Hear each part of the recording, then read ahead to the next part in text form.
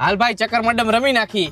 100 રૂપિયા તારે માંડવાના. જો આવી જાય તો હું તને 100 ના 200 દઈશ, નકર તારા 100 ગયા. હા તો રમી નાખી, એમાં શું થઈ ગયું? આ 100 રૂપિયા મારા. હા તો માગી લે હાલ. ચક્કર કે મડમ? ચક્કર. જો આવી રહ્યું મડમ. આ મારા બીજા 100 રૂપિયા. આ ખલે મારું ચક્કર. ઓકે. જો શેને મડમ? ઉડાડ પાછું, હજી એકવાર ચક્કર.